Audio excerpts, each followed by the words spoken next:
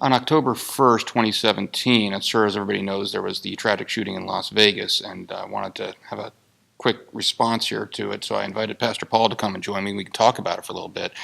Um, Pastor Paul, I saw something on Facebook the other day where somebody was sharing a meme, one of these little word pictures, and it had said that, question, where was God when the Las Vegas shooting happened?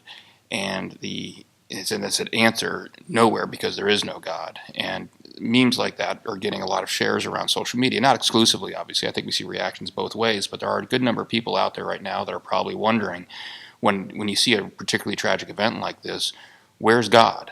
And how does that coincide with the idea of the loving God that we see? So I wanted to ask you a little bit about how would you answer somebody like that, or say to someone who's struggling with that right now? Well, I think it's hard to work through all the emotions and the feelings that we have when we see something that is really so evil towards other people and has taken other people's lives in such a senseless way. And so I know the emotions are high and the feelings are deep. And there are times when life experiences are so difficult, it does feel that God may not be close, that God may even be far away, or even question that God is real or how real he may be. And so one thing that I've learned is that, faith, trusting in God, just isn't based on a feeling, because life will throw you a lot of curveballs. Sometimes life will take the wind out of your sails, whether it's in our own personal life or whether we see what's happening in the world towards others. And a lot of times in my life, when I have looked back, and I think others have said this too, is that we just open ourselves up to continue to believe and trust that God is working amidst even the most tragic and difficult times, even though we may not understand them all. And it's not until we look back on an event, whether it's 6 months, a year, whatever it might be, and we see, boy, God was there in a certain fashion, that God was there guiding people through, directing people, providing healing, whatever the case may be. And so sometimes during moments like this, we're just really challenged at the very core just to continue to trust, knowing that God may reveal to us sometimes the whys, and some of the whys we'll never get until we get on the other side.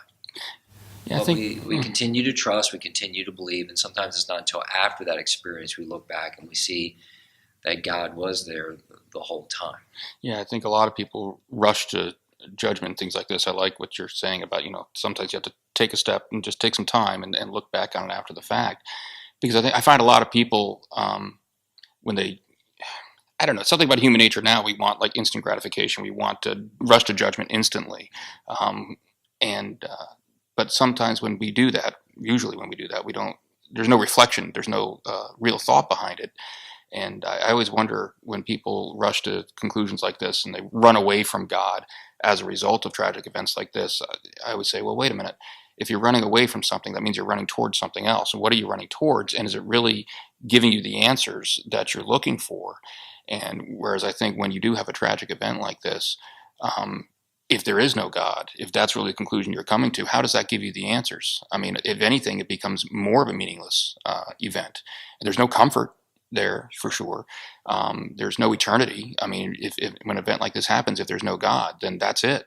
That's the end of it. But whereas if there is, God promises us that this isn't all there is. This life isn't all there is, and that's where you get the meaning from. So, yeah, I just wonder, how do you even call it?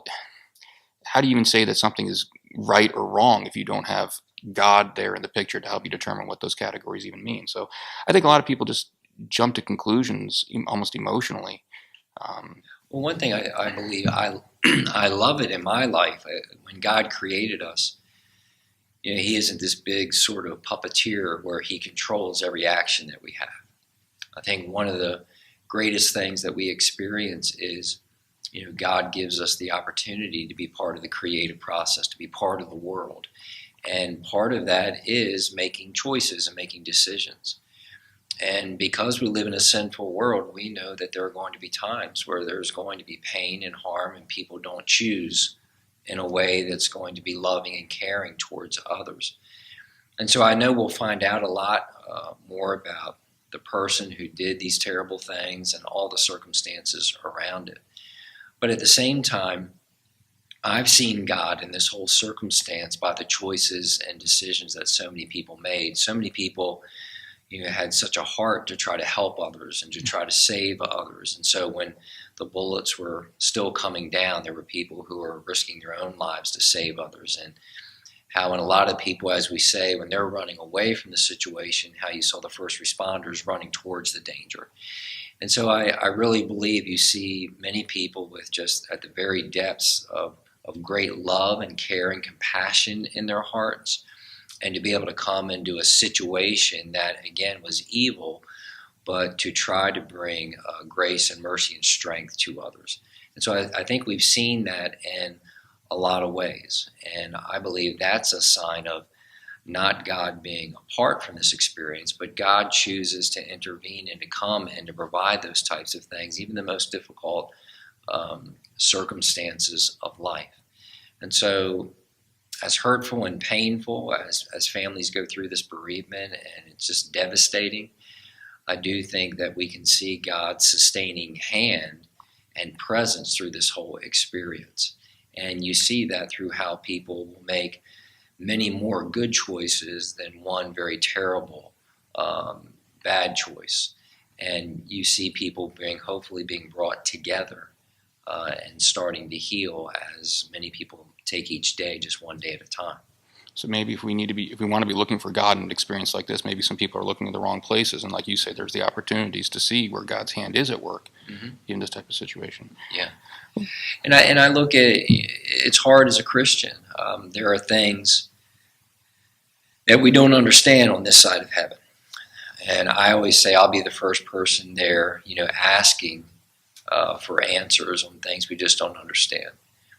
But we do understand what God's revealed in His Word, and that He does love us, and even to the point of giving His own Son for us. And that God promises not to leave us alone, but is really closer to us than we oftentimes realize. And again, to try to approach every circumstance in life with faith, whether we understand it all or not. And when you look at people who've gone before us and even people that will come after us, we see that that's the type of sustaining faith, I think, that helps you grow and works through to really become who God needs you to be and how you can help other people. But as Christians, we're called to go into society. And for me, the other thing, which maybe you haven't gone at yet, is as Christians, we all look at the same challenges as other people do. And that is you even look at, guns and how available they are and not, and you look at all those issues, and we look at all those types of aspects. And so whether you see God in this or how we think our society should have laws, I think we need to struggle, not run away from God, but struggle with how God has revealed His love and His Word to us, and to try to figure what we believe God's will would be. And what would be best for people. So I would hope that we, our churches across the country, I would hope we in our country as Americans would now try to use this as an opportunity. What can we learn from it? How can we improve from it? How can we protect people more? And even through that whole process, to allow the love of God and our faith to inform us, to help us move forward. I find interesting, we're, as a church, we're going through the Good Book study right now. And I texted you over the weekend, asked if you wanted to do this today, not knowing that the reading for today from the Good Book was the first chapter of Job, and reading the chapter and everything. I don't want to spoil it for you, because I know you're preaching on this coming weekend, but a lot of what you say there about, not knowing all the answers this side of heaven is part of the lesson that we're taking out of that reading today.